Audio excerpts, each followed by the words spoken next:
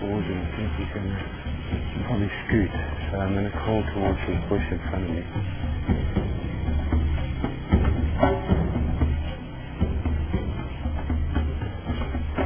And we've got the undivided attention.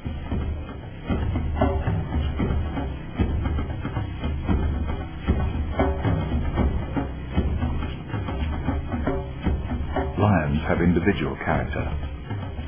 Mike will be meeting the more confident one.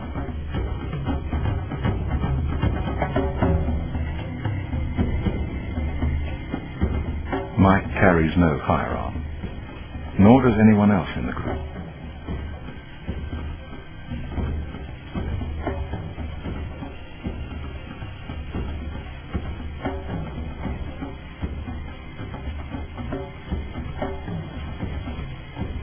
If the lion rushes Mike now, he has absolutely no chance of making it back to the vehicle. He's getting ready.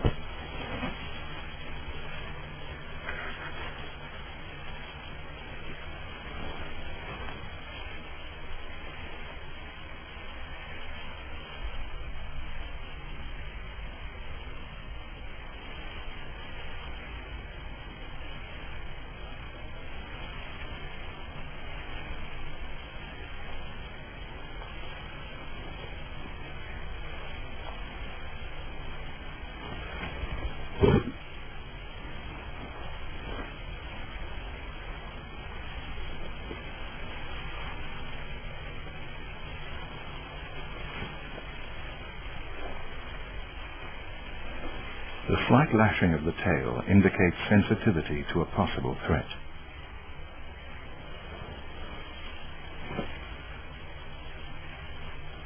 Mike has spoken of floating over the edge of the lion's comfort zone. Whether he can exit safely is another matter.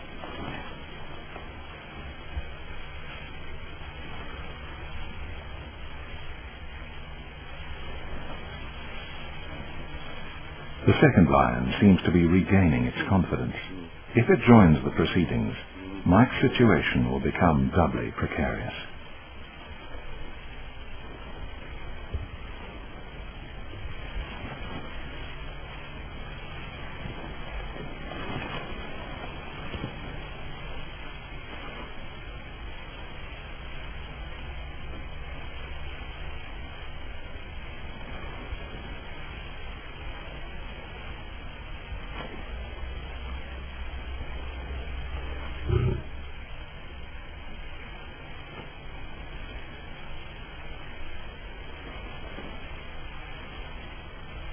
Mike plays the lion along, trying to keep its psyche balanced on the razor's edge between interest and caution, or between attack and retreat.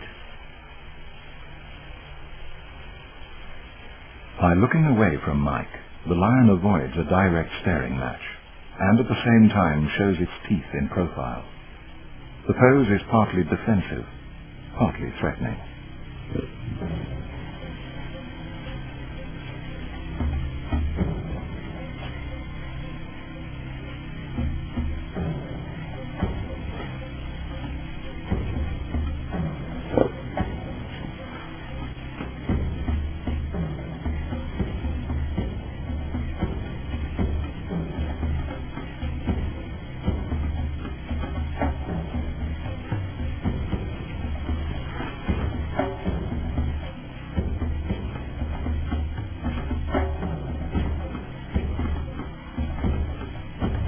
Lies back in the grass. This is the least threatening, most submissive pose he can adopt. It also means that if the lion decides to attack, he will have no time to get to his feet.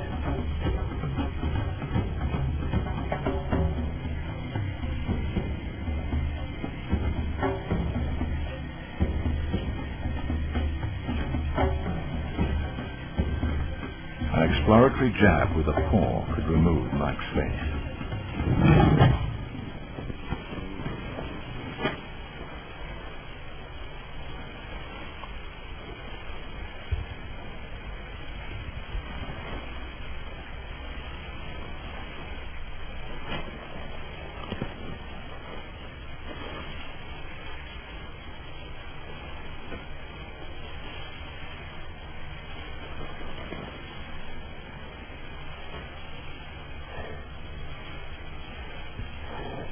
One of the things that you notice when you're really close to a lion and his mouth open is a very black lip and his canine, which is obviously his weapons that should anything go wrong, that's what he's going to tear you apart with. So one thing that is very prominent is that black lip and that huge canine. I mean, the circumference of the bottom of that canine was about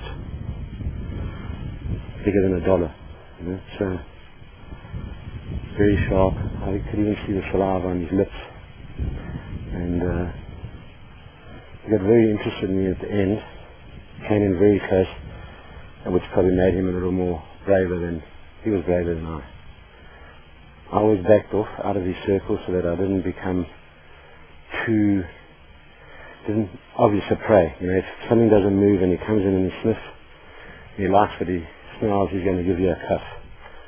If that cuff knocks you out or injures you, or draws blood, the whole process changes. The cogs go forward and that's what becomes a kill. So our lion's man-eaters, this morning it didn't look like. He was very interested as a toy or a plaything, but I don't think he saw me as a food source.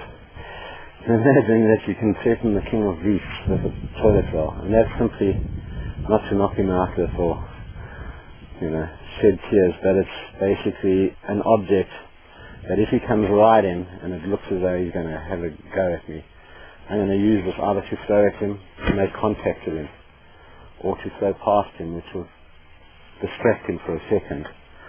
It'll catch his eye, and in that second, that's the second I need to get myself out of the predicament I've just got myself into. Would Mike